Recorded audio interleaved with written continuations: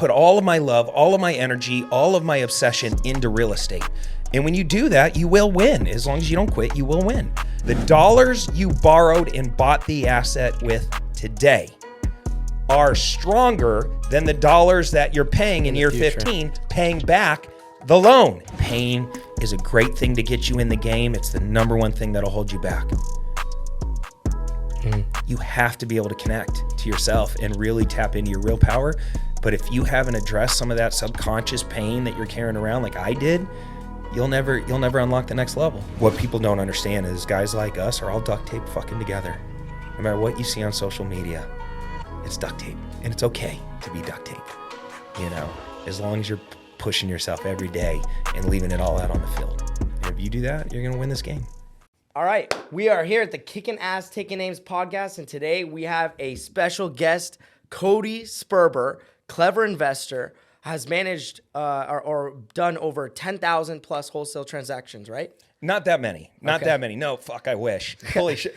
I'd own a private island somewhere, probably have a drink with an umbrella in it and not talking to you. If I did 10,000, I did a few thousand wholesale transactions, probably about maybe 500 or 600 rehabs. And I also own a development company that has been building houses, from the ground up, spec building luxury homes. I got 23 of them going right now. At any given point in time, I own hundreds and hundreds of doors, lots of Airbnbs. I'm wholesaling every single day. We closed a deal yesterday, made $8,000. Just grinding in the real estate business. Well, thank you first off for being here. I really appreciate your time. And the first thing I want to do is for those who are new, who may not have been, we're drawing in a bunch of audiences from different spaces in life. And so my question to you first off is just introduction. Who's Cody Sperber? Damn. Who is Cody Sperber? I don't know. I'm still trying to figure that out. We're evolving every single day. But at the core, my core business is real estate, right? Let me elevate past that. I'm a father of two amazing kids. My son Hudson just turned 14 years old. It's a critical time in his life. My number one focus is to guide him into manhood and help him really grow up to be a solid dude, that's chivalrous, that understands what it means to be a man in today's world. My daughter, Brinley, is a competitive cheerleader. She's a badass. She's gorgeous, just like her mom. And I'm scared to death because she's 12, but she looks like she's 15. And so, I'm at that phase where I'm raising a little bit older kids and things. That's the most important thing in my life right now by far, is just going deeper with them, make sure they can trust me. Cause I don't know about you, but I fucking hated high school. I had a hard time, man. I got my ass kicked, bullied, pushed around, passed over, sidelined. No girl wanted to fuck me. It was just like a whole shit show in high school. I smoked a lot of weed, sold weed out of the Burger King drive-through window. I was like the neighborhood plug. We had a very similar high school upbringing, I'll say that. Yeah, it's funny because the kids that I used to look at in high school, and I was like, dude, I would do anything to fucking trade places with that guy. Maybe he was a jock or cool, and everybody wanted to be around him, got invited to all the parties, muscular, cool. Those people are all fucking fat, bald, losers. Their relationships suck. Living in the same small town. Yeah, it's like what I would never trade places with that person. But back then, I was dying. I was suffering in high school. And I know my son, he's little. I grew 6 inches after high school. I was a late bloomer, which is probably, I was easy to pick on because I was little. And I see that in Hudson, and I'm worried about that. So I'm just trying to get him mentally strong because you end up okay. And a lot of the nerds, a lot of the people that were pushed around a little bit in high school, they go off to be badass entrepreneurs, winning in life. And all those kids that used to fuck with me, they're asking me for a job, they're asking me for a loan, they're asking me for advice, they follow me on social, and it's like, damn, things have changed. But I had to do all the personal development and stuff to get there. So now it's like I'm pouring into them. Last year was a tough year. Went through a divorce. Also, my mom passed away from cancer, so that was a really rough year. So when you ask who is Cody Sperber, right now, Cody Sperber is the happiest he's ever been. Because last year, I was the lowest I've ever been. Okay. By far. It's like you don't realize when you lose your mom, and she passed away in my arms. I was with her for the last couple weeks, and specifically the last 48 hours, giving her the morphine and the lorazepam, and somebody dying from cancer in front of you is really tough. My dad's losing his shit. Yeah, my grandma died from breast cancer. Dude, it's the worst, man. It's the worst. And you really hit rock bottom when your life is kind of falling apart like that. And a guy like me, I don't learn lessons very easily. I'm too stubborn, got some ego, and you almost have to hit rock bottom, and then you got to go even lower. Like rock bottom has a basement. You don't realize that until you're like really just getting your ass whooped. And it takes that kind of like face plant for a guy like me to really like wake up and go, I need to change what I'm doing. And I went through a tremendous amount of therapy last year, tremendous amount, more than most people do in an entire year. I did in 1 week. Like I went all the way in. Horse therapy, acting therapy, one-on-one therapy, group therapy, EMDR, breath work, like psychedelics, everything. I was like, fuck it, throw it all at me. We're going all the way in. Just like how I attack my businesses and my entrepreneur game, I did that on my personal development, healing your inner child, just really. I didn't realize how much my subconscious programming was affecting me being a dad, affecting me being a good husband, affecting me connecting spiritually. I had to unwind a lot of that pain that I carried around with me from childhood to come out the other end and go from like the worst I've ever been to the happiest I've ever been. And I'm the happiest I've ever been because I'm in alignment with my purpose. I'm in alignment with my words. So many men walking around. You know, I could sit here and say, who's Cody Sperber? I'm a multi-millionaire. I make insane amount of money. I make tens of millions of dollars every single year. I haven't made less than tens of millions of dollars to $20 million a year for as long as I can remember. I can sit here and tell you about my cars and my houses and how much cash I got and all my real estate that I own, but none of that fucking matters. When you're miserable inside and you're out of shape and you have no connection with God and your marriage is falling apart and your kids don't fucking connect with you, none of that money matters. And your mom dies, I would have given it all away. My son's calling me right now. I love it. I would have given it all away to have my mom back. Yeah. So I say that because now I'm a great dad because I'm present, I'm focused. It's a major pillar that's important to me. I'm not hiding my pain and achievement anymore. I'm focused on that connection with my kids because I'm in alignment with my words.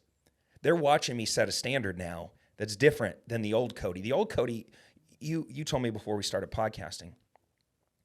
When did you first see me? You were 17? I was 17. 17. You see me online. Big baller, standing in front of Chase Bank, $1 million check, Lambo in the background, talking. I remember that ad, by the way. Fucking talking the money game. Let's go, guys. Everybody With your get glasses, into real estate. you used to wear glasses. Yeah, all I the look time. like a nerd, but you're like, this guy's fucking killing it in front of check. And I would just show check after check after check because I was great at real estate because that's what I focused on. And I put all of my love, all of my energy, all of my obsession into real estate. And when you do that, you will win. As long as you don't quit, you will win. And I got really good at wholesaling, which is no money down real estate. And then I got into flipping, and then I got into owning rentals, and I got into multifamily, and then eventually Airbnbs, and then I'm building. And everybody looked at me like I was the king of real estate. And that's all good, but it was all fucking facade. I built this massive luxury prison. I wake up one day, I got a 9,000 square foot house, $4 million worth of cars in the garages, a guy that waters my fucking plants, a housekeeper, and a personal assistant for my wife who had a personal assistant for the personal assistant.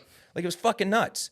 I'm this kid from Arizona that smoked weed all through high school, ditched class, never got more than a C, grew up with nothing, lived in a little tiny house. My grandparents lived in one of the bedrooms. I slept on the couch. We had a carport. We didn't even own a garage. You know, we drove piece of shit cars and barely made ends meet every month. And here I am abusing this success that I found by being a shitty husband and a shitty dad. But it looks on the surface like I got it all together. You see what I'm saying? Right. So who am I right now? I'm a connected dad. I work around the clock to have a connection with God because I believe that there's more. There's more. There's a higher power, and I need to connect into it. And just like how I obsessed over real estate, I'm obsessing over my connection with my Creator. I want to be a better friend, you know. So I go deeper than I've ever gone. Every single morning I wake up, I send 5 text messages to 5 of my friends. It's like my top 5. And it just tells them how much of a badass they are and how much they mean to me and how grateful I am for them. Imagine waking up every day to like a text from somebody that you care about telling you all these amazing things about you and pumping you up for the day. It just sets your day off immediately on a good foot. And so I'm trying to go deeper as a friend. I'm a better ex-husband to my ex-wife than I've ever been in 18 years. We're more connected now. I love her more unconditionally. And here's what it is. Shaquille, I can't give what I don't have. Right. Meaning, how can I unconditionally love you if I don't unconditionally love myself? Of course, yeah. So this last year has been this journey, this spiritual journey, to step into my real potential. Mm-hmm. So when people say like, "Oh, dude, I want to unlock the next level," I couldn't, because I couldn't ever experience it. I couldn't see it. I didn't understand it because I was only winning the money game. And how many fucking guys do we know that are dominating at money? They got the gold rollie on. They're at the pool, but they're fat motherfuckers with their tits flopping around. They're wearing their shirt because they're embarrassed to take their shirt off. One in like 10,000 people are millionaires, but 1 in 25,000 Americans have six-packs. Why are there more millionaires than six-packs? Mm-hmm. Like, health is wealth. Health is the only thing that fucking matters. Yeah. But yet we fail because we're busy working ourselves to death. Yeah. You understand what I'm saying? I want to be ripped, rich, and rare. I want to converge those two worlds and go. I want to be so proud to walk into a room where I set a standard and I'm just shredded. Like fucking, like every girl wants to fuck me. Like just, I'm shredded, right? And I walk into a room and I change the weather. Right. Like we're doing in here right now. I'm gonna walk in and I'm gonna set the standard. I've noticed that. I've noticed that about a lot of high performers. When they walk in a room, the room moves, you know? And it's like, I feel that from you 100%. And I appreciate that. The reason why I appreciate that is because I don't even know sometimes. Sometimes I forget where I could be. Like, you know, you live day to day, you do what you're doing, but then you're in your head, you're like, man, I'm supposed to be doing more than this. And it's people like you and other people who are just killing it and crushing it and don't care that are inspiring to me because I know I'm so much deeper than where I'm at right now. But how do you get there? Right. How do you get there, right? You have this amazing podcast, kicking ass and taking names. It's like, okay, cool. What standard are you going to set every single time you show up on this set? How are you going to maximize the growth of this podcast and really impact as many people as possible? We started talking about right before we started this, I asked you an important question. Why are you doing this? Yeah. Because I want to challenge you to think bigger. I want to challenge you to go, why am I doing this? And what I love about podcasting is when me and you are in flow state, I'm not worried about any negative things in this universe. It's just me and you serving others in flow state, in peak state. And I'm going to elevate your day. You're going to elevate my day. And we're going to go off there and dominate the rest of the day. And then we're going to impact all these people that listen to this. And I didn't understand how to get there because I was too scared to go and work on the real shit. So I hid my pain in achievement. Mm-hmm. I focused on what I could control. I can't control the government and their policies and all the chaos going on in the world and gas prices, but I can control my little economy and I can hide. If I don't know how to connect with my kids, I can go hide at work. You get what I'm saying? Mm-hmm. And so I never slowed down long enough until my mom died, until my marriage was falling apart. And I said, how do I get back in alignment? Because alignment equals velocity. Alignment is the thing that I'm missing. I'm not in alignment with my words. And so that's when you go and you do the therapy and you finally start working on the things that really matter. And if people listening to this, actually men specifically, up until last year, I hadn't cried in probably 10 years. Wow. You know how fucking unhealthy that is? Yeah. Dude, a commercial comes on right now, I start bawling because I'm connected again. Yeah. Right, to myself. Like I'm giving myself permission just to be a human being and be vulnerable. That's why I connect with people that are real on social media. Mm-hmm. How many times are we on social media and we're scrolling through and we're like fucking fake, loser, bozo, fake, bullshit, and then all of a sudden somebody says some real shit and they're emotional and they're really connecting. You're like, ooh, who's this? Yeah. And you connect with them.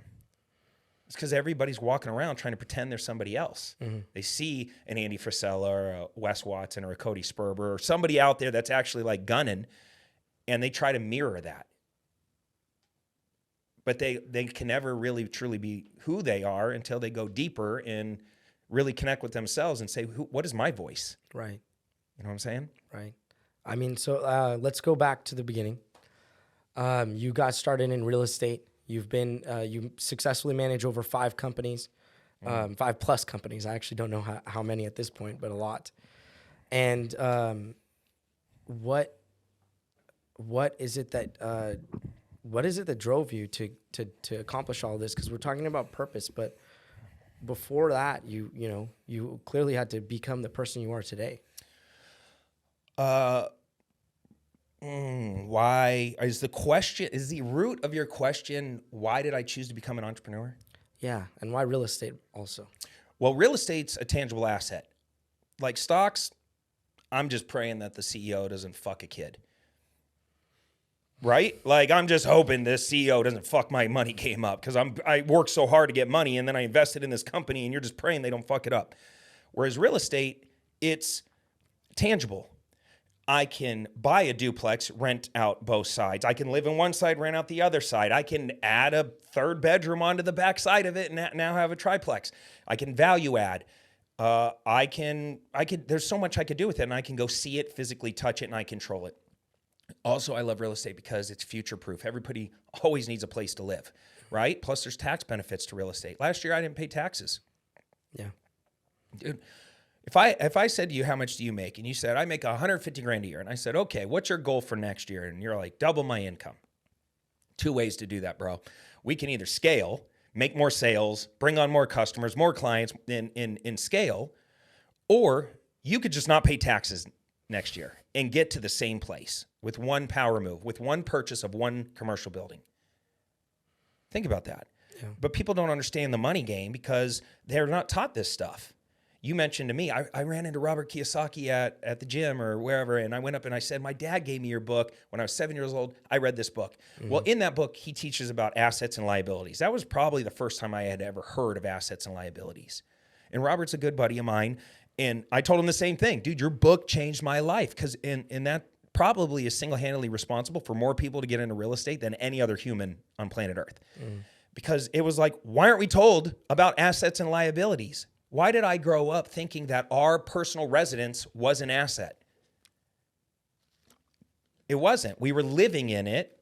Yeah, maybe it appreciates and makes money, but maybe it doesn't. Maybe it goes down in value. But if it's a rental, now I have tax benefits, I have cash flow benefits, I can value add to it and increase its value, I could sell it, I could force the appreciation. That's why real estate. People will always need a place to live. Plus, real estate gives you power. Okay, think about why the hedge funds bought so much real estate since 2010. You control the real estate, you control the vote. Yeah. That's really what it is, right? Billionaires go buy farmland because they want to never, ever lose their power. Their money game can go up and down, but if they own all the fucking food, they have power. Yeah. You know? And Bill Gates is investing heavy in land right now, farms. So what does he know that you don't? That's a lot of stuff. Yeah. Right? And so for me, the more apartment buildings I buy, the more I'm essentially, every time I buy a piece of real estate, I'm essentially adding a new block to a wall that I'm building around me and my family. And I'm just protecting myself, just building this financial wall around me. So that way, I don't care what politics happening in politics. I don't care about gas prices. That's You see what I'm saying? It brings me to a question, actually. So what do you think is the current state of the economy today? Look at what's going on. People are. Well, what do you think is the current state? I honestly would ask somebody like you. I wouldn't have an assumption. No, you got an opinion. I have an opinion. I think that. Are you nervous or are you confident? About my opinion? No, about the future. I feel as though we've still got at least 20 plus years before we have to worry about something really dramatic happening. So you're saying between now and 20 years from now, AI isn't going to fuck us up? I think it will. I just don't think. So you don't have 20 years? I don't think it'll be. So here's the thing. I think in terms of like us adapting and bringing on AI and it's going to completely change the world, I think so. But do you think that AI is also not going to be something that we've integrated and it becomes just like the internet in a way? Look, I'm not a tech expert when it comes to AI. I use AI in my business. I've been using it for 2 years. I'm an early adopter of AI. I've been using AI to lead score every property owner in the United States. We took all 180 million property records, took all of the big data, and we made it smart. And we built machine learning algorithms to lead score, and we've lead scored every homeowner in the U.S. with a retail score, a rental score, and a wholesale score. And we did that because I wanted to be a better real estate investor and be able to target better my advertising, my marketing. You see those We Buy Houses signs everywhere, right? Well, that's like mass marketing. Here in Arizona, we have, let's say in the Phoenix metro area, we have 4.5, 5 million homeowners. I can't advertise to 5 million people. It's too expensive, right? I could buy a billboard and hope you drive by it. But the reality is, if I want to send you direct mail, I want to run Facebook ads, I want to skip trace you and call you, it's very expensive. But what if I could take all 5 million people and whittle it down to a bucket of 1,000? And those 1,000 people have the highest probability and propensity of selling at a discount within the next 90 days. It's like a software. My AI is essentially has psychic powers. It is telling me based on 136 billion data points that these 1,000 people or 2,000 people, they have out of everybody has the highest likelihood to sell at a discount from retail. Now I just talk to them, call them, mail them, go knock on their door. It becomes manageable, right? So AI is going to be very powerful in a lot of industries. It's going to destroy a lot of industries. A lot of people will go out of business. I have no idea how far it's going to go. I just ask you because I am scared for the future. Yeah. Heavily scared. Yeah. I think the wealth gap is widening faster and faster every single day. I think poor people are getting fucked right now, and they're going to continue to get screwed up because if you understand the money game, and I study the hedge funds, I study Wall Street, I'm like obsessed over like, why do they make the moves they make? And this is how I got onto AI 2 years ago, is because I was watching hedge funds, and I'm like, how are they getting all these deals? Well, they've been using AI to find deals long before the common investor ever did. So I was like, fuck that. I'm not going to get left behind. I'm going to start building AI into all my shit. The hedge funds were on track to buy 1/3 of all residential real estate. They are at about 1/5. So 1 out of every 5 houses in the United States is now owned by a big corporation. Why are they doing that? Here's why. It's real simple. They understand money better than you do. They understand how inflation works.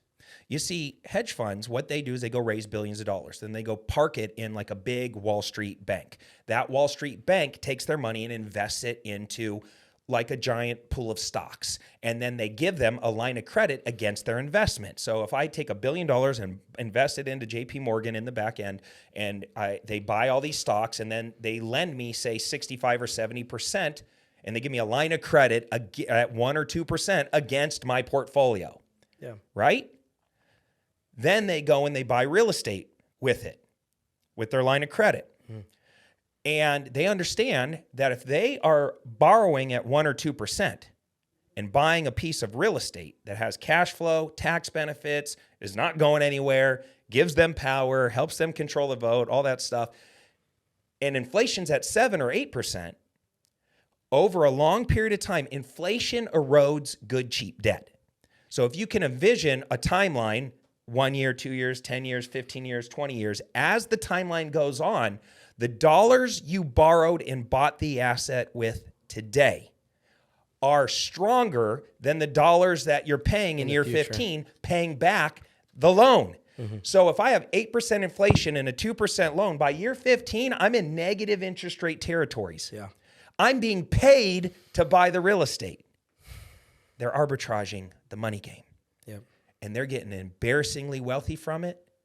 And we're all selling our houses and becoming renters. And they are destroying the middle class. Now you're now, and I want people to understand, every time you make a decision to sell your house to a hedge fund, grandma's giving away your future. Yeah. For a few bucks. Today, that's going down in value. That was big in Phoenix, right? I mean, Gilbert, in your area where you grew up, Gilbert, Chandler, Mesa area, they were. And look, I'm not going to act like I'm a saint. I sold a lot of properties to hedge funds. Yeah. And I got rich doing it. But I understood what they were doing. Yeah. And so I started just mirroring what they were doing. That's why everybody's got to buy real estate right now. So if I bought a house and it was at 3% a year ago and I put a deposit and then a year later it goes to 7.4 and I still pulled the trigger on it, do you still think that's better than not? Or You mean buying a house in today's interest rate environment? yeah.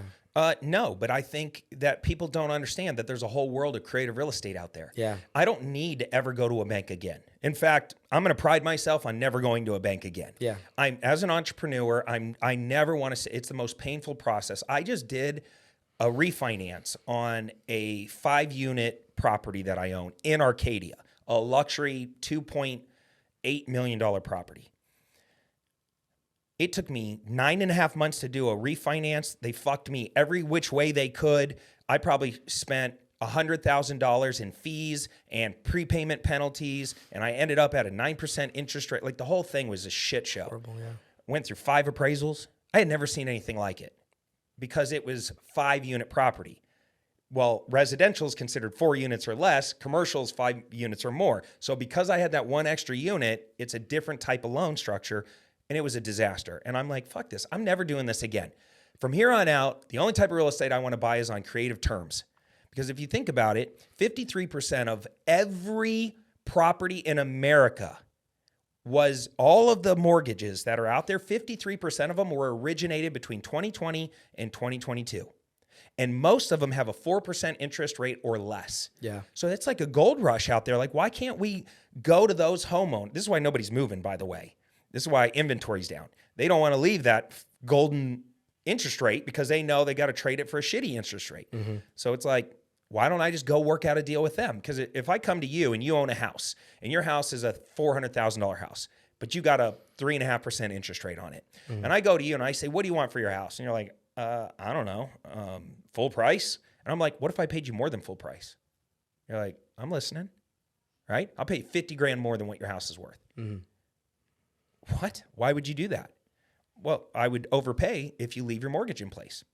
Because I understand basic math that, and this is an extreme example, but like if I bought that house and I paid 25 or 50 grand more and I stepped into your mortgage versus going to get an 8% mortgage, what I understand is if you have an 8% mortgage over 30 years, you're not paying 400 grand for that house. You're paying 3 times the amount. So why not just say, fuck giving the bank the extra 400, 800 grand or whatever it is. I just give you an extra 25 or 40 or 50 and let's work out a deal. Also, 1 out of every, I believe it's 79 homes in America are owned free and clear. 1 out of every 79. There's a tremendous amount of free and clear real estate out there. Mm-hmm. Why don't I just go to those homeowners and say, hey dude, you be my bank. I'll work out a deal with you. I'll overpay you for the property. You just allow me to make principal-only payments over 30 years. So are you primarily in wholesaling? I mean, is that like your majority? No, wholesaling is a How's your side, portfolio split up right now? Well, I own my. You mentioned all my companies. So I'm most known for Clever Investor, my education company. Mm-hmm. We're one of the largest online real education estate, companies in real estate. We have software, we have data, we have AI, we have all that stuff. One of my other companies is called Green Elephant Development. We're a development company. We build houses from the ground up, spec build. Like I said, I got 23 of them going right now. These are all $2 to $3.5, $4 million houses in the Arcadia Biltmore area. And love spec building. Very risky right now. Yeah. Would not recommend it to anybody. What are you doing with all the land on that? Do you own the land or? I own everything. I own everything. I'm sitting on $50 million worth of houses going up right now. Yeah. And it's very risky. I could be bankrupt. The market goes to shit right now, and I could be bankrupt in that company because I have to be able to sell it to an end user. If I'm speculating, spec building a luxury home, I have to know that somebody is on the other end going to buy that $3.5 million home, or my loans and my financing structure is going to eat me alive. Yeah. So it's risky. I don't recommend it, which is why when I'm done with these 23 houses. And by the way, I have pre-sold almost all of them. So that's how I de-risked. I pre-sold the houses and locked in buyers and got in hard earnest money and all that stuff. But I have a few that aren't, This is why we're shifting over to just building multifamily from the ground up. So we got our first 8-acre parcel, in a great area of town. I can't talk about it yet, but I'm going to build my first multifamily project. It'll probably be about a 225 unit apartment building from the ground up. And we're just lateraling over to a better asset class that's less risk in a turbulent environment. So let's say you're starting all over from nothing. You have $50,000. What would you do? Yeah, so one of our companies is wholesaling. And like I said, I probably wholesale about 100. I make about 150 grand a month, between 125 to 175 grand a month wholesaling houses as a side hustle. Mm-hmm. So I love that business. It's no money down real estate. If you have limited resources, it's a great place to learn the language of real estate, learn how to build a power team around you, learn how to negotiate, market. And essentially all you're doing is flipping contracts. You're not really in the real estate business. You're in the marketing business and the influence and negotiation business. I'm finding sellers that are very motivated to sell, and then I'm working out a deal to buy their property, and I'm selling that contract before we close on it. I'm going to assign my contract to a landlord or a rehabber that's looking for a good deal. So it's a flipping game.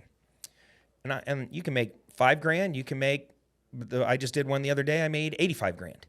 So it's a great business to start. 50 grand is not a lot of money.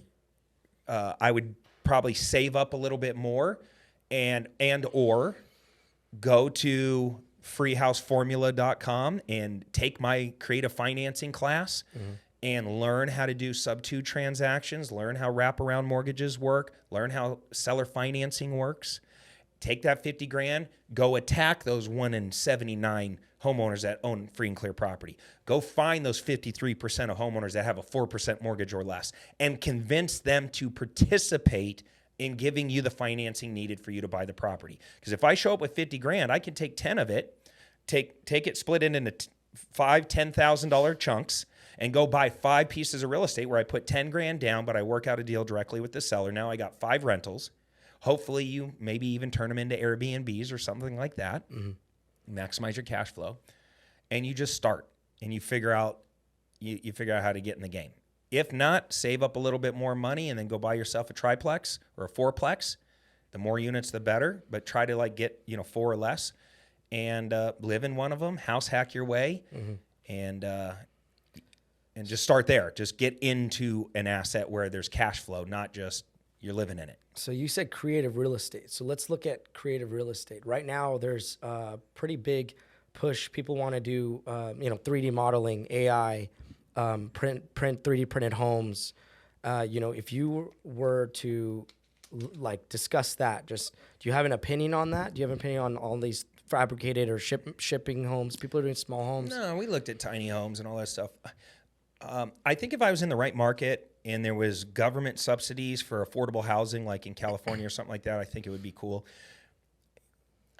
I just look at it now like, what's the most scalable thing? The challenge with single family is it's very high risk. It seems safer, but it's actually riskier.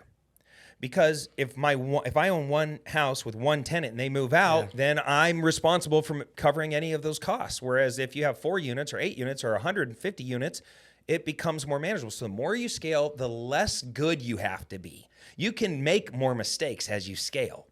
You get what I'm saying? So if I'm going bigger and I'm trying to get into a 100-unit apartment complex, I can fuck up 10 of the units and still the other 90 pay my bills. You get what I'm saying? So. Right. I wouldn't waste any time right now doing anything that is too much of a grind or too much risk. Look at it and go, if I'm going to spend the next year of my life trying to crack the code on something, just go a little bigger and push yourself. And so what would you say then are your biggest failures in real estate?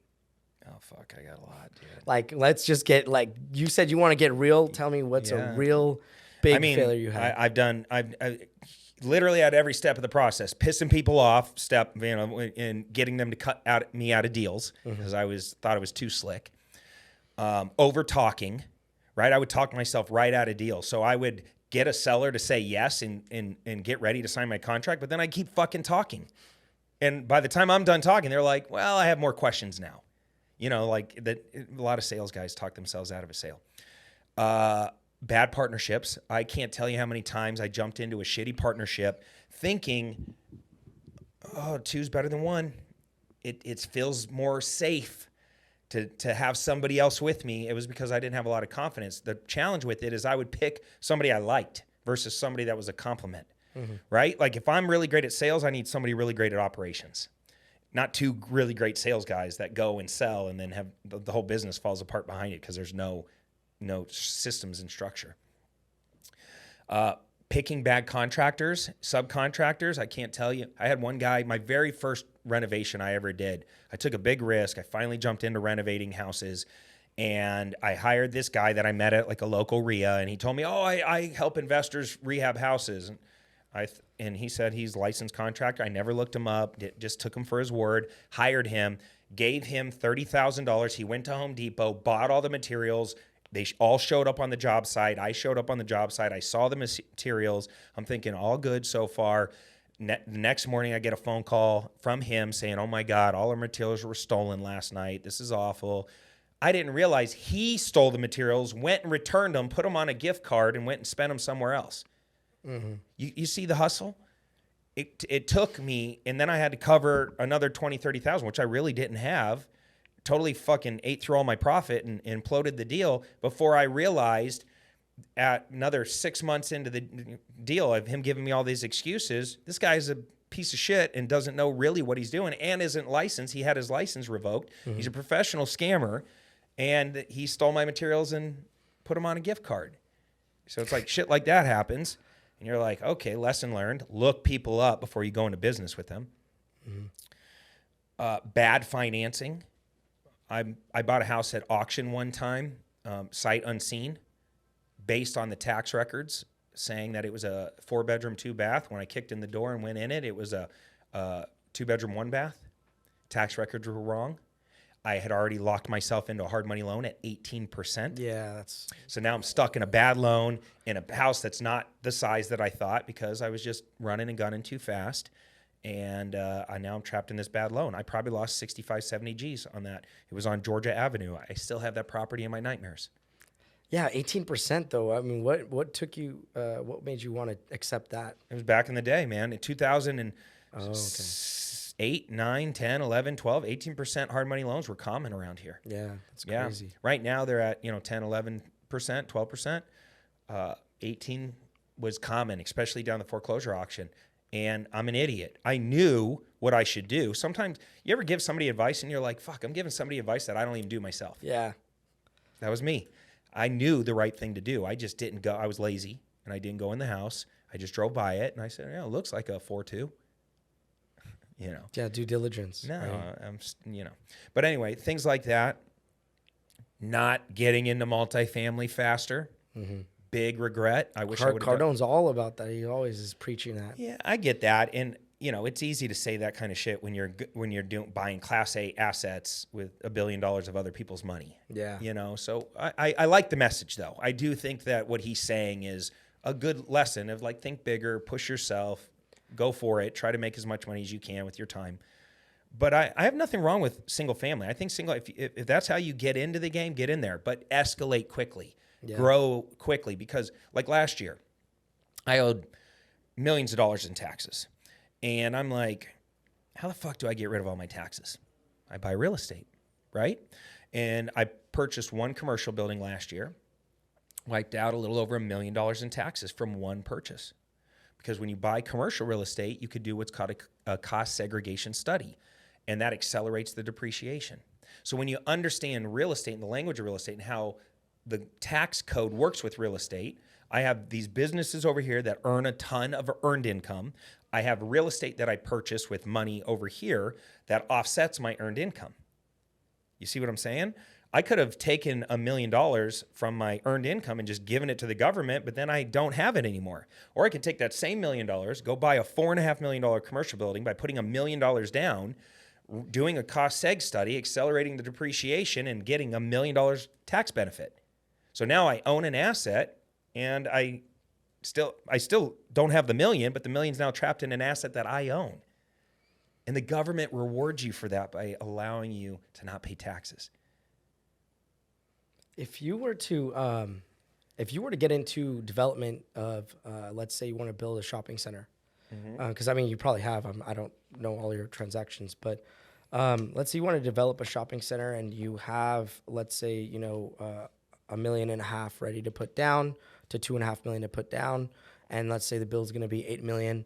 And you're thinking about potentially doing like private equity in order to raise, because I know right now people will say money's expensive, right? And on top of that, like you were saying earlier, like the amount of paperwork you have to do for some of these banks is like ridiculous. I've seen this firsthand just from family. But like, what would you say? Like, would you think it's a good route to actually invite investors at this point and say like, hey, I'm looking, I want to actually, I sourced out this deal. I want to bring in money, private equity, you know, and I want to go in this route. Is that a good direction or? I don't think it's ever a good direction to raise money from friends, family, or anybody unless you have confidence and the team built around you to execute on it. So first thing I would do is go find a mentor, somebody who's already has a proven track record in that niche that you're trying to dominate, and cozy up to them and say, listen, I don't have the credibility or experience that you have, but I have a lot of friends and family that have money. I'd like to partner with you on my first few projects until I get my shit together, right? And I'm willing to give up a lot of the profits to work with you and leverage your credibility and your experience, right? So like in multifamily, I'm about to build my first multifamily. I'm not doing it alone. I have a multifamily partner that has about 1,800 multifamily units right now, and he's been building multifamily for the ground up for the last 6-7 years. And so for me going to his projects, me seeing how he operates, he's been a builder for, 30 years. And I highly trust him. He's very successful. And I said, listen, I can't just roll into a bank and borrow money. Even Cody Sperber, with all of my millions, all of my track record in single family, if I want to go buy right now we're under contract to buy a 438 unit apartment building in Arcadia. This is a $130+ million purchase. I can't just go to a bank and say, I need to borrow $65 million to go buy this. I have to syndicate, right? And so we're raising capital right now to show up, because we need about $65 million to go get a loan for the other 80 or whatever is needed. And so I need a sponsor to do all of this. That sponsor already has done deals. They have banking relationships. They have property management relationships. They have construction relationships. They have everything. They are already doing this business on their own. And here comes newbie Cody trying to break into the space. I have to find the sponsor, do some deals with the sponsors first. The banks then learn about me. I build a relationship with them, and then future deals, I become the sponsor. You get what I'm saying? Yeah. So it doesn't matter how successful you are, how much money you have. The banks want track record. And so that would be my recommendation. Go find somebody who's a beast, cozy up to them, serve your way into their world. And like for me, how I served my way into Vina's world, who is my sponsor, is I help her raise money, right? Through my relationships. Like, hey, in the beginning, it's like, I think I can raise $500,000 through friends and family. Okay? Start small, start wherever you can. And then you do a deal and you raise $500,000, and then hey, come back when you got another project. On the next project, I set up another fund. This time I think I could do $2 million, because now I have a little bit of a track record, and then I do $2 million. And this is all from accredited investors. And then on the next project, I think I can do $6 million.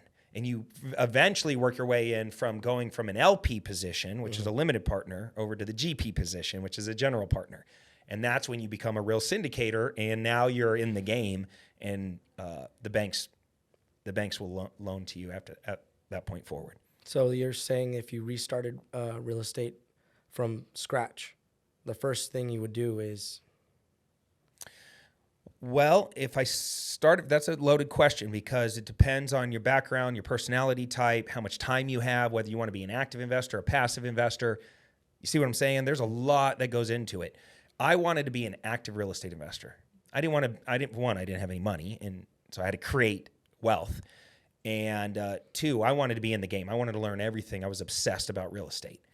And so I felt like wholesaling was a great way to start because it taught me the language. It got me in the game. I learned who the players were. I just wish I would have escalated faster. I stayed in single family too long. And I did thousands and thousands of transactions. And I made tens and millions of dollars. And I paid a lot of taxes like a fucking idiot for many years. Yeah. And trust me, they don't teach this shit in school. It sucks. The first year you make $1.3 million on your tax returns, but you owe $600,000 in taxes and you already spent all the money. Yeah. And you're like, fuck. And the IRS starts sending you letters threatening you. And they have these giant warning signs at the top, like we're going to put your ass in jail and we're going to seize your assets and take your house. It got so bad. Do you go by Shaq or Shaquille? Shaquille. Yeah. Okay, Shaquille. It got so bad, man, that I'm about to go on vacation to Turks and Caicos.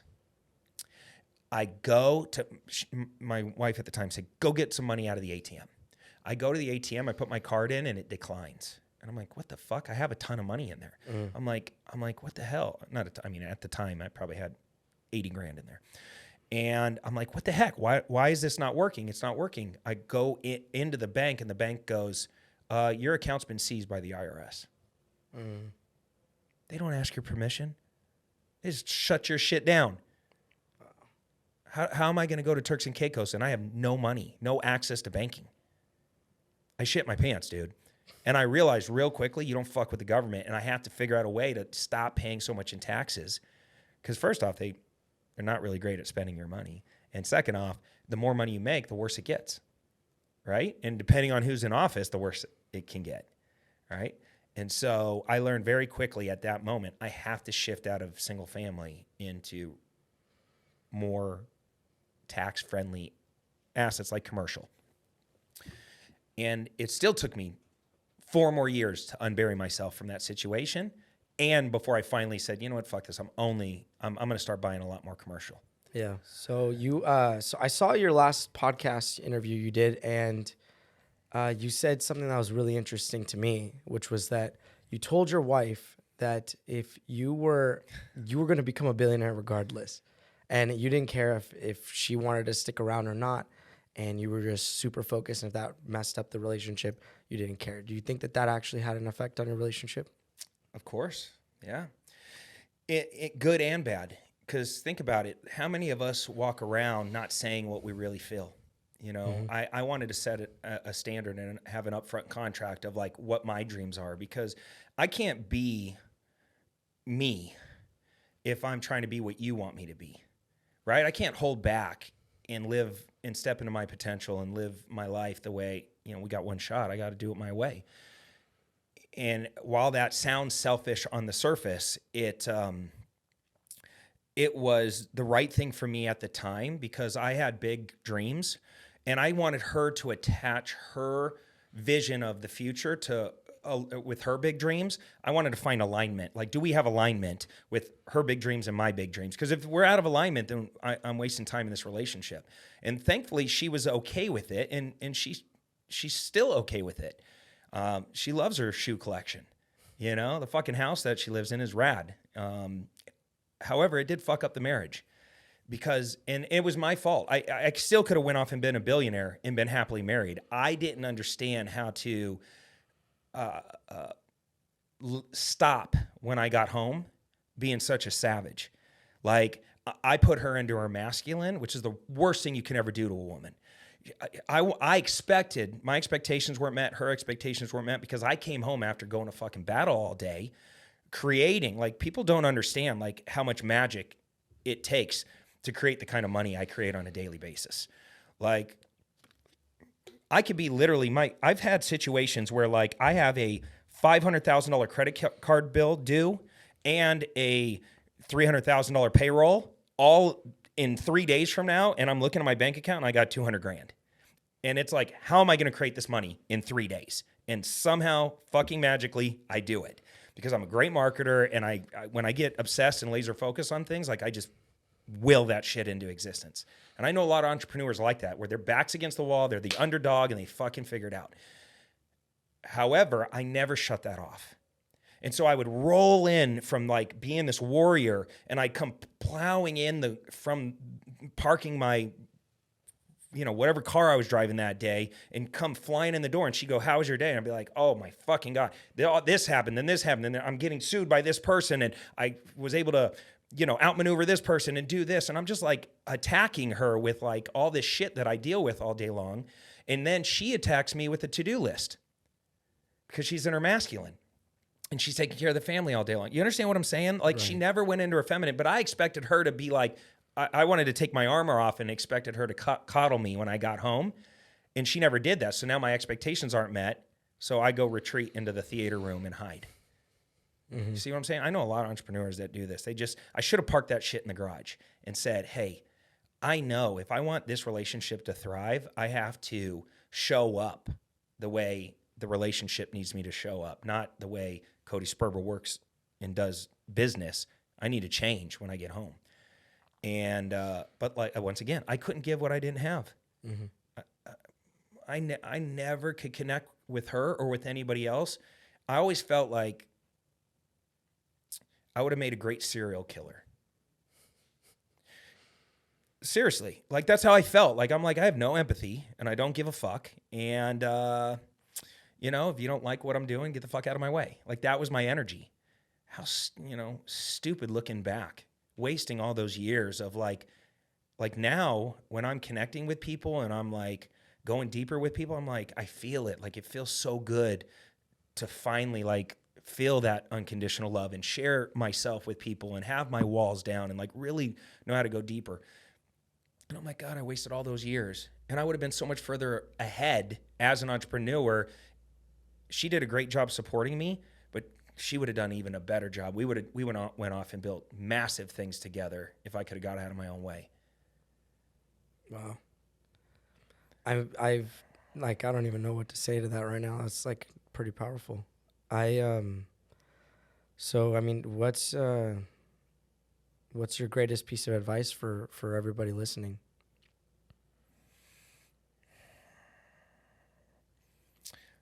That success is not an option, it's an obligation.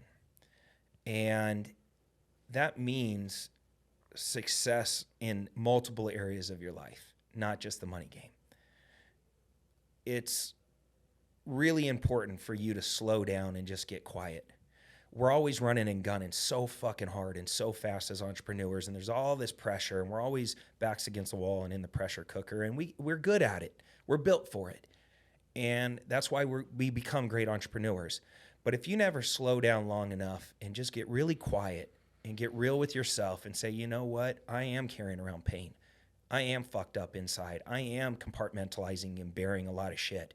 I am not able to connect. I am in my own way. If you never get quiet, you can't hear God. You can't really pay attention to the lessons and the blessings that he's trying to give to you. I always wanted to control everything because I was so out of control as a kid. I moved 8 times by the time I was in 6th grade, maybe 10. I never had a stable group of friends. I was always bullied. I was always little. We never had any fucking money. Like all the things that drove me crazy as a kid made me want to be an entrepreneur. You asked earlier, like why did you become an entrepreneur or start all these businesses? Because I was scared. I was out of control as a kid, and I would do anything to never feel that again. I hated being scared. And I was like, you know what? I can't control all this stuff, but I can control my business. And that's where I hid. And so while success is your obligation, it is your duty to set a standard. We are in a fucked up time right now. Social media has given everybody an opinion. It's not going to get any easier for people out there. The wealth gap is getting bigger. There is more pressure on people more than ever to look a certain way and act a certain way and be a certain way. And I love that. I love it when people elevate their enthusiasm and their intention and start to set a better standard because there are people watching. So it is your obligation. However, it's not just your obligation to make money. You got to dominate the health game. It's hard to be healthy. It's hard to eat right. It's hard to put in that work, but you got to do it every single day, relentlessly. You got to do it with your spiritual game. You got to do it with your connection game, your friendship game. And if you're not firing on all cylinders like that, you're fucking missing out. And you're not being a leader. So I would say for everybody listening, there's no such thing as balance, but you can be present. And I can't do it all at one time, but when I am working out, everything else shuts down. I'm not fucking working. I'm not stressing about anything else. I'm just working out. And then I shift my focus, and my presence is now in my relationship. And whatever that is, that's the most important thing in the world to me, and that person feels it. I'm not on my phone like this while we're having a conversation. Don't you hate fucking people like that? Yeah. You're like, dude, will you just fucking connect with me? Like, I'm right here. I'm spending my time with you, and you're off in la la land. And that's how I was with my relationship with my ex-wife, is I never was fully there. So be successful in all those areas by just being hyper focused and present of each one of those pillars. And you could do it, and you will do it, and it gets easier over time. By the way, the money game gets way easier. It's so much easier for me to make money right now. I have so much better relationships. It's only hard. That beginning part is hard. Getting the momentum is hard. Yeah. Once you get it going, the health game's easier, the relationship game, the money game, all that becomes easier. They say like your first million is the hardest, and then after that, your second 10 million is difficult, and then it just is like easy. Yeah. I will say this though. Doesn't matter what level you're at, and I've been at a lot of different levels of success. For every new level, there's a new devil. Always. Just your job in life is to invite bigger and bigger problems into your life. That's really it. I get paid to solve bigger problems now. And I'd rather take on the biggest, fucking heaviest challenge that I can possibly withstand than to be dealing with the little bullshit that I used to deal with back in the day. All the negativity, all the toxic relationships, all that stuff. I don't have any of that in my life. Yeah. I've eliminated all the little things. And now I'm like, like trying to raise $65 million problem. Like that's scary and overwhelming to me, even at my level, but I'm gonna figure it out, and I'm gonna go buy a 438 unit apartment building, which spits off hundreds of thousands of dollars of cash flow every single month. I was gonna ask. Sorry to interrupt. So, what are you worth right now? Do you publicly disclaim that, dude? That shit's when you look that stuff up online, it's so goofy. Yeah. Yeah, I looked at it the other day. Somebody sent it. It goes, dude, you're worth $18 million. I'm like, motherfucker, I have $50 million worth of houses that I'm building right now. What are you talking about? So I don't know. I like it when people have to guess. Yeah. A lot of my real estate is in trusts. A lot of my assets are hidden for a reason. And I've been sued a lot of different times. I've used lawsuits as tools to get people to do what I want. I'm an aggressive real estate investor and entrepreneur and business guy. I like to go to fucking war. I like influence and persuasion. I like to manipulate the situation to get the outcome I want, especially in business. You got to be aggressive. I see guys like Trump and I'm like, I understand him. I understand why he's a fighter, because I'm in my first year in wholesaling, everybody whipped my ass. Because I came in all kumbaya and thinking everybody was wanting to collaborate and do fun business together. And it was like, we're going to high five our way to the bank. It's not how it is. Every realtor ate my lunch. Every mortgage guy tried to run me over. Or every other wholesaler tried to fuck me out of a deal. And you realize very quickly, that's why like aggressive sharks win this game. Yeah. I can still be kind, but I got to be aggressive. I got to know my shit. I got to increase my skills and capabilities. And so, why did we start talking about that? Just wondering your worth. Oh, net worth. So I hide my assets, and I think you should too. Yeah. I think you need to learn, because that's why anonymity is really important. When you start suing and getting sued and all that stuff, you need to protect your assets. It's really hard to buy apartment buildings. It's really hard to get this thing going. And then literally somebody can slip and fall on one of your properties, and next thing they're suing you. And if you don't have your LLC set up the right way and your trust set up the right way, they can infiltrate all your other assets. So it's like I hire really talented attorneys and estate planners to go, how do I not fuck this up? Like when I said I want to be a billionaire, I want to be a billionaire. I promise you, there will be a day I will delete. I have millions of social media followers. I'll fucking delete all that shit. I'll ghost one day. And they'll be, what happened to Sperber? And I don't know.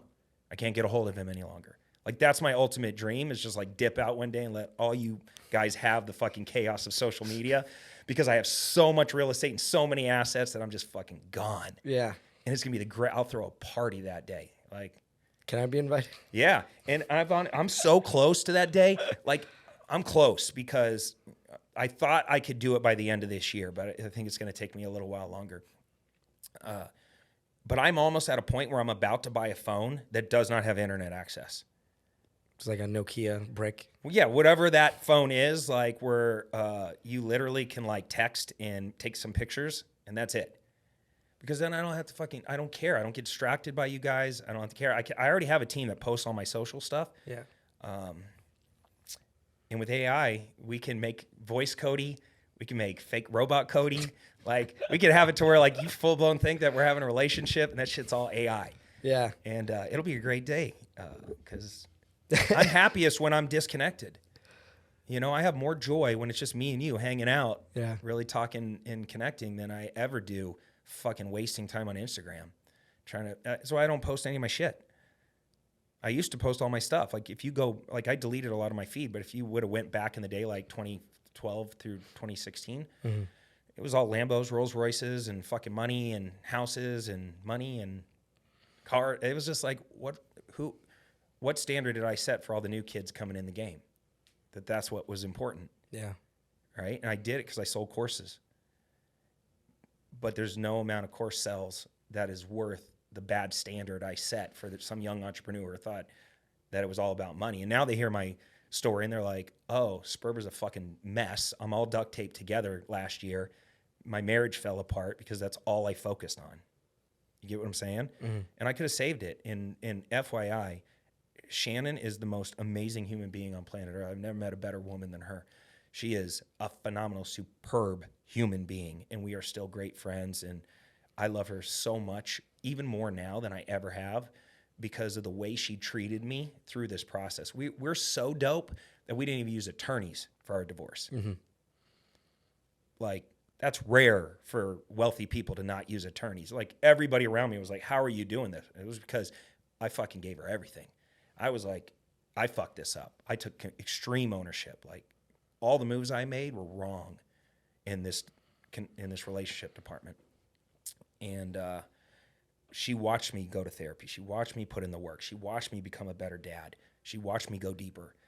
And she respected it. And she was like, there he is. That's why I married you in the beginning, is because I knew you had that potential. Maybe that'll give some people listening this some inspiration before they fuck it up. Because men, I'm telling you right now, you will hide in achievement, you will hide in porn, you will hide in gambling, you will hide in addictions, and you will justify it the whole fucking way.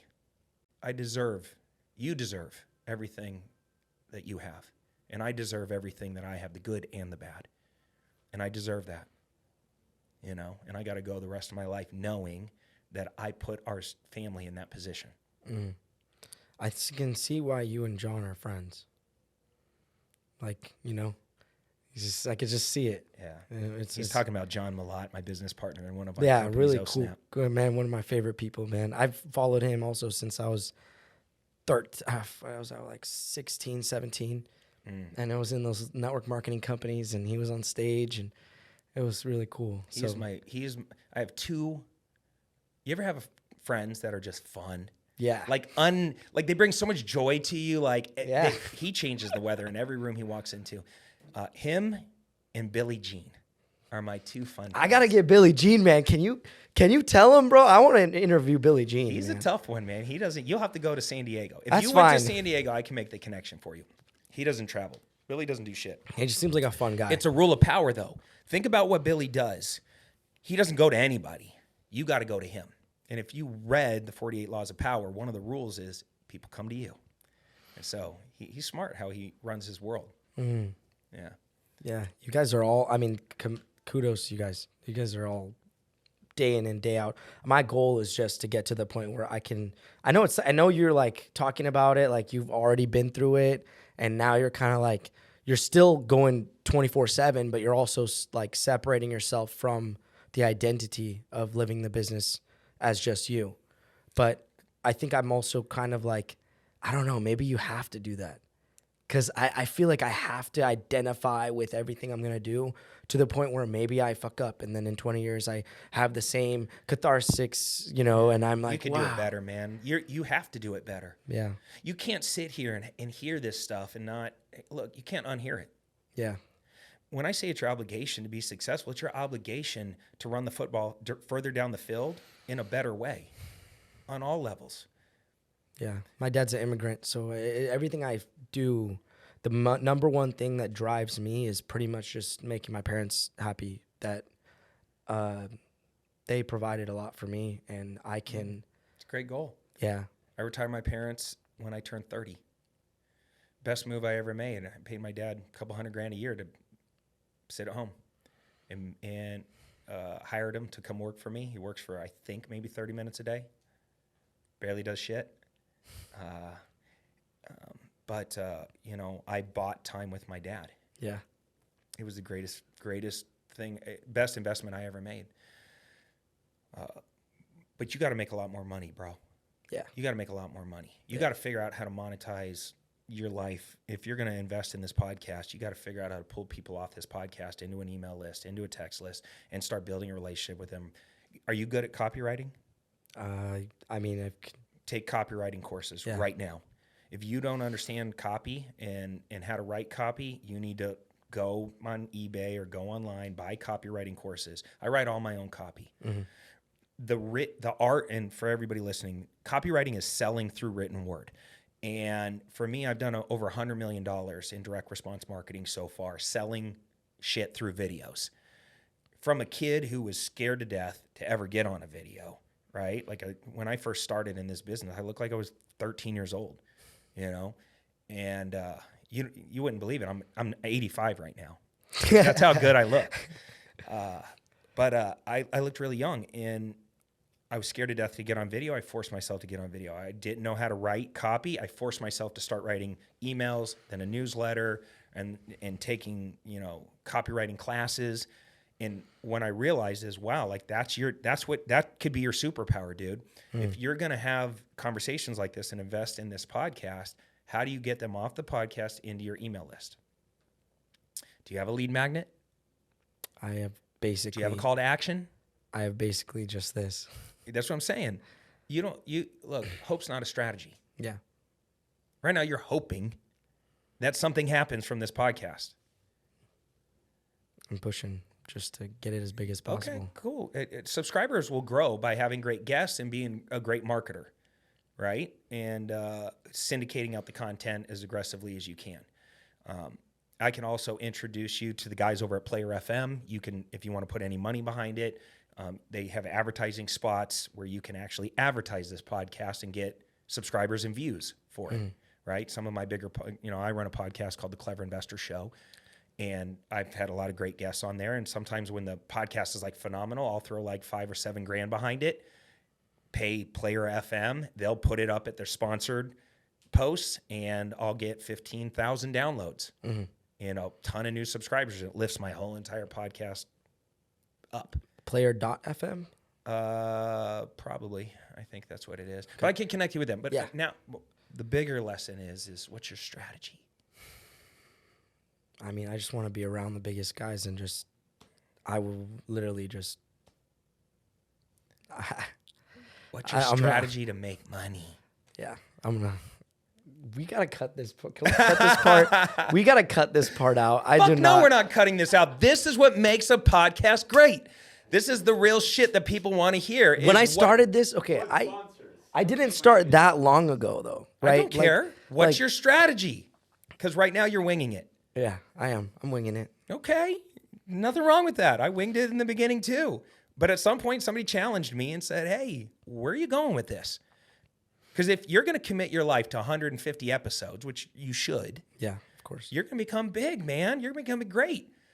But I promise you, you either figure out how to pull people off your podcast into your world. So that way in the future, let's say you do take one of my classes, you become great at real estate, and at some point you have your own apartment building that you want to raise money for. These podcast listeners, they fucking love you. They're bought in. They listen to you all the time.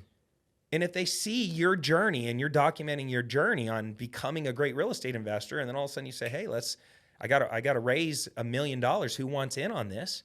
You'll raise your money in 10 seconds. Yeah. But you got to have a strategy for it. Yeah. Well, I mean, part of my strategy was to ask you for help. So I know. Hey, but it's not about looking cool, bro. It's okay to be vulnerable. It's okay to not have the answer. Yeah. I think your listeners are going to love you more by listening to this section right now because you're just raw. It's you. It's like, hey, man, I'm trying to figure it out. Yeah. You know, and I have no problem helping you on the copy side, helping you like figuring out like basic email marketing. Like I said, I did almost $11 million from emails. I could have literally never put my pants on last year and made $11 million. Yeah.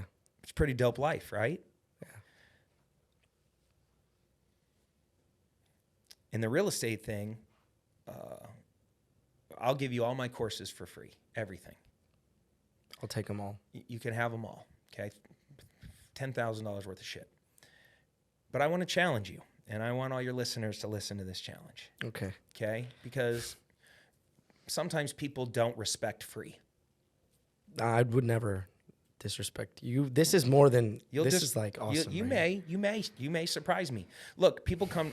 I've been lucky enough to throw some of the biggest events in the history of the real estate investing space.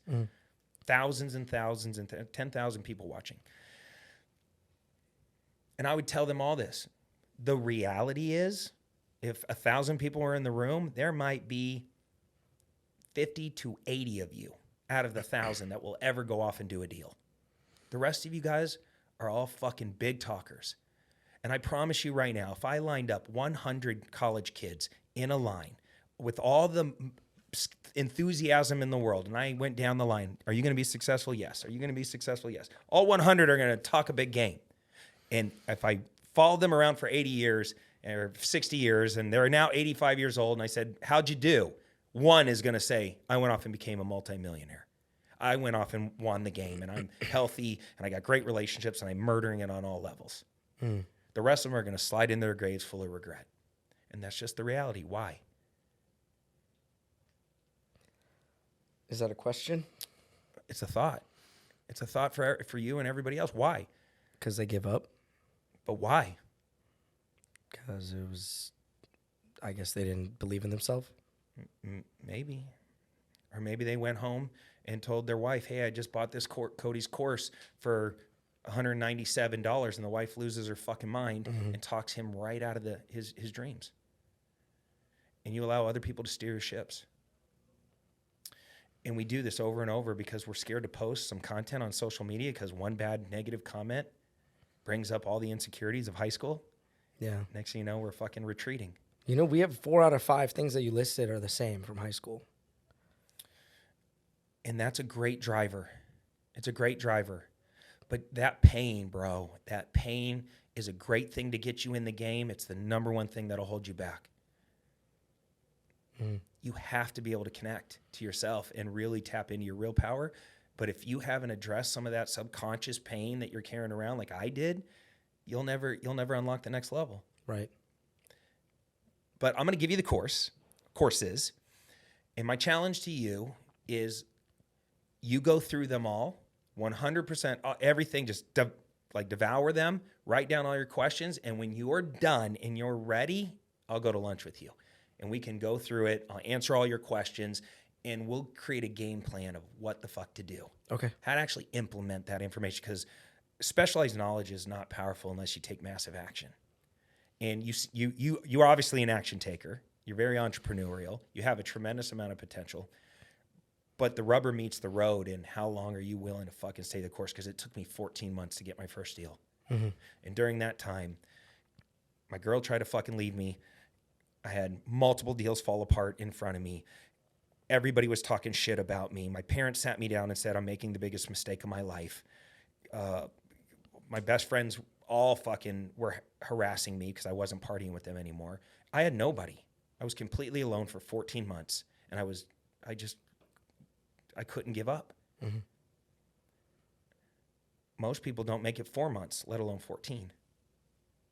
Are you willing to actually do it? Yeah. Because I've sat around and done nothing in a long time. If I'm being honest. Yeah.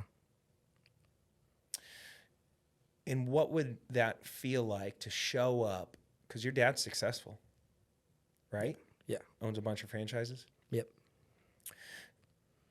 What would it feel like to show up with blazing your own path, becoming really great at real estate, really great at entrepreneurship, great at marketing, direct response, blowing this fucking podcast up into a top 10 podcast? Are you in the entrepreneur space? As in... Kicking ass, taking names. Is this podcast mainly in the entrepreneur space, the investing space, the business space? Like, what is it? Yeah. So we've done celebrities, athletes, and entrepreneurs. But when you publish it, you're publishing it to entrepreneur? I'm Business? tagging it as... Yeah, like the Clever Investor Show is in the investing I tag niche. it in. I tag it as entrepreneurship. Yes. Okay, so what if you were in the top 10 of all entrepreneur podcasts globally? Fucking crazy, right? Yeah. My friend Dan, my business partner Dan, is the #1 entrepreneur podcast in the country right now. Mm-hmm. He's been like it since he launched his podcast. Like the amount of attention and marketing capabilities he's gaining right now to be #1 is insane. Like he'll be up there with like the Joe Rogans of the world here in a year. You could do the same thing. Yeah. And how proud of your dad and your family would be of you if we did that. If you did that. Yeah, that'd be cool. Fucking epic. Yeah. Yeah.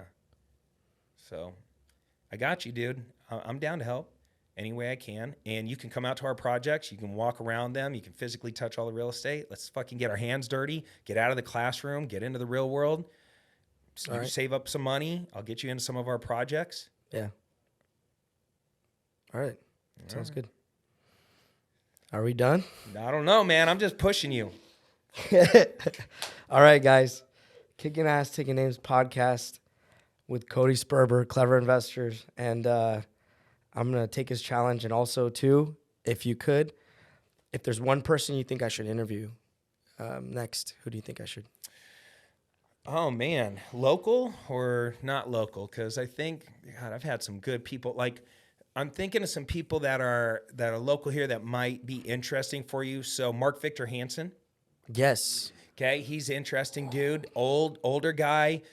Wrote the Chicken Soup for the Soul series. I can absolutely connect you with him. Phenomenal storyteller. I love people that are great storytellers. I love that. Yeah. Yeah. The only book that sold more than his series is the Bible. Would be a pretty good guest. You know? And then I would go on a campaign if I was you and try to get the Kiyosaki. Oh yeah, If dude. you I mean, get Robert Kiyosaki. I'm seeing him and he loved that story. I told him about my dad gave me that book when I was 7 and said, read this. And I turned to a few pages. I don't want to read it. And he's like, you need to read this. And I read it, and it's written almost like kids can understand it. So when you read it, it's like, it's incredible, man. Like I was gripped in the story, and he grew up and there, he has 2 dads in Hawaii, and he's like back and forth, and it's just like, man, that story stuck with me for the rest of my life, like completely. Try to get him on.